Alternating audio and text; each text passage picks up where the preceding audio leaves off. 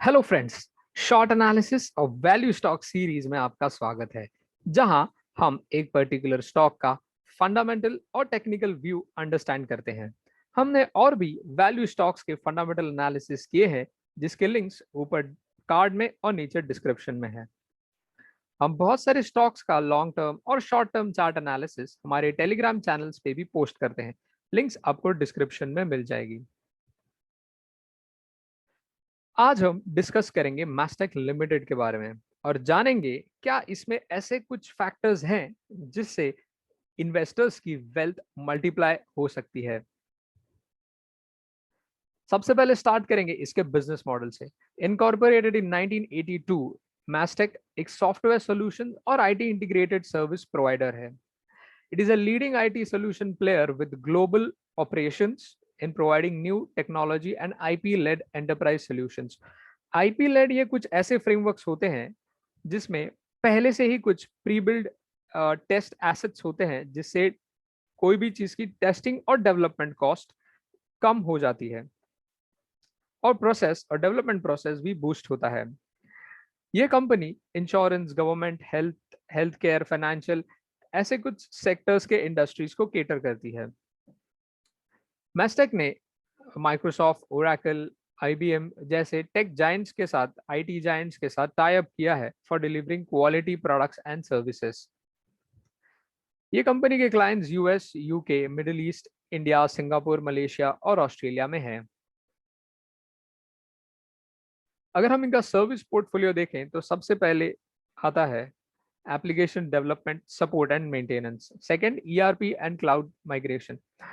ERP ये ऐसे software होते हैं जो कंपनी का जो core supply chain, manufacturing services या फाइनेंशियल सर्विसेज होती है, उनको प्लान और मैनेज करने में यूज होता है। Digital commerce company Mastek companies को मल्टी मल्टी चैनल लैंडस्केप पे डिजिटली ट्रांजैक्ट करने हेल्प करती है। अजाइल कंसल्टिंग, मैस्टेक अपने सॉफ्टवेयर्स के सॉल्यूशंस के साथ कंपनीज की प्रोडक्टिविटी इंक्रीज करती है। Business intelligence is something related to data management solutions. Quality assurance and testing, after service support भी मैस्टेक प्रोवाइड करता है। अगर हम इनका revenue distribution in terms of service line देखें तो हमें पता चलता है कि अप्रोक्सीमेट 42 to 47% इनको ऐप डेवलपमेंट से रेवेन्यू जनरेट होता है। फिर ऐप सपोर्ट से 20%, ईआरपी से 16%।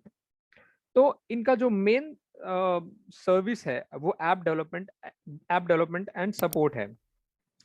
कंपनी का मेजर रेवेन्यूज रिटेल और गवर्नमेंट सेक्टर से जनरेट होता है। 70% रेवेन्यू कंपनी को यूके और यूएस से आता है, वाइल मिनिमम बाकी रेस्ट ऑफ द कंट्रीज से।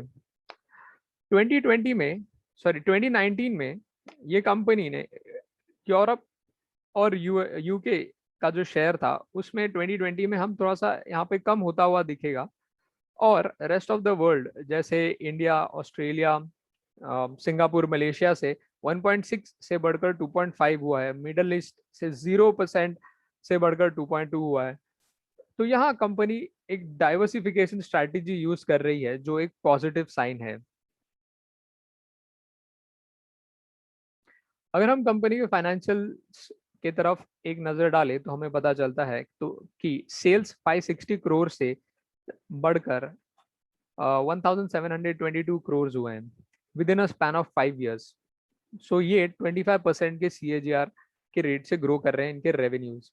एबिडा 52% सीएजीआर से ग्रो कर रहे हैं, एंड पैट 45% के रेट से ग्रो हुआ है in the past 5 years, which is massive.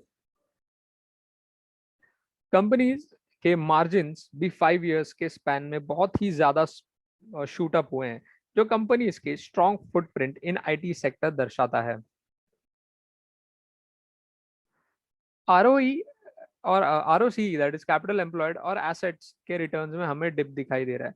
Company ने अभी जो एक्विजिशंस करने के लिए कैपिटल एम्प्लॉय किया है उसका जस्टिफाइड रिटर्न्स आना बाकी है।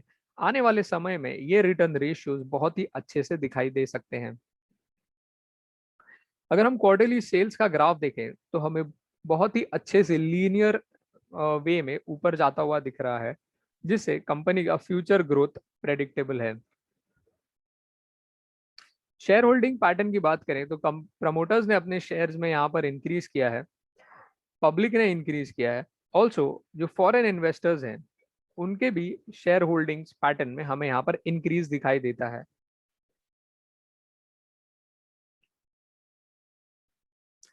की ड्राइवर्स में गवर्नमेंट सपोर्ट इनका मेजर ड्राइवर हो सकता है, क्योंकि 30% revenues, more than 30% revenues company के गवर्नमेंट के सेक्टर से आते हैं और इनके यूएस यूके के गवर्नमेंट के साथ काफी अच्छे रिलेशनशिप्स हैं। यूके की government on an average 12 billion pounds, that is 1.5 lakh crore IT और सॉफ्टवेयर स्पेस पे स्पेंड करती है, जिसका फायदा कंपनी को बहुत ही अच्छे से होगा।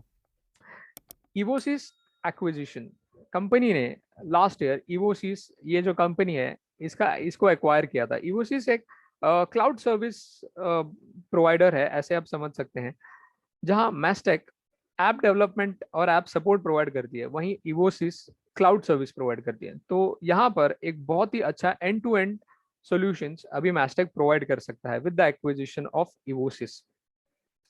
कंपनी का जो मैजेस्को का यूएसए का सेगमेंट था वो उन्होंने हाल ही में लिक्विडेट किया है, जिसके वजह से कंपनी की करंट कैश पोजीशन होती है 700 प्लस करोड़ की।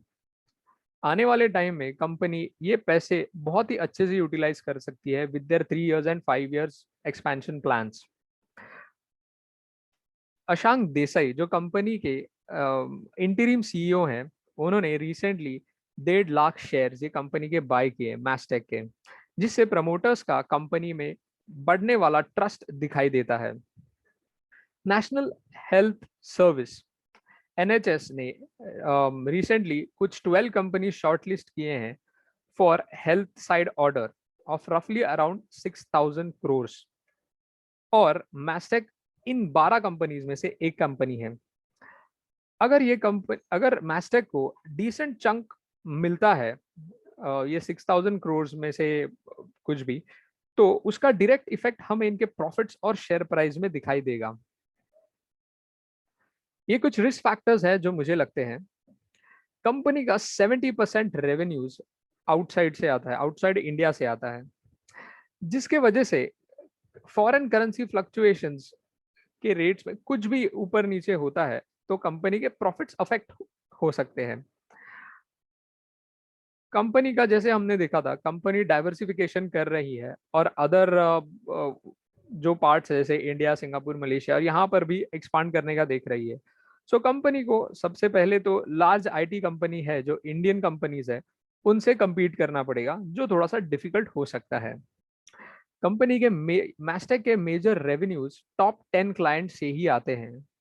सो अगर एक भी क्लाइंट मिस आउट करता है तो कंपनी के प्रॉफिट्स अफेक्ट हो सकते हैं, कंपनी को काफी नुकसान हो सकता है। कंपनी के ग्रुप सीईओ, मैस्टेक के जो ग्रुप सीईओ थे जॉन ओवन, इन्होंने जनवरी 2021 में रिजाइन किया था और अभी company new US based CEO को अपॉइंट करने वाली है। अभी हम इनके चार्ट्स पे एक बार नजर डालते हैं। शेयर प्राइस 2000 से 2020 तक 600 पे ही ट्रेड कर रहा था और अभी इसके शेयर प्राइस ने काफी हेल्दी ब्रेकआउट दिया है और बहुत ही ज्यादा मोमेंटम में दिख रहा है, और अभी ये 1600 के लेवल्स पे ट्रेड कर रहा है, जो मेरे लिए थोड़ा सा ज्यादा है। हम पर्सनली ये स्टॉक को 1100 या 1150 के लेवल्स तक करेक्ट होने का वेट करेंगे।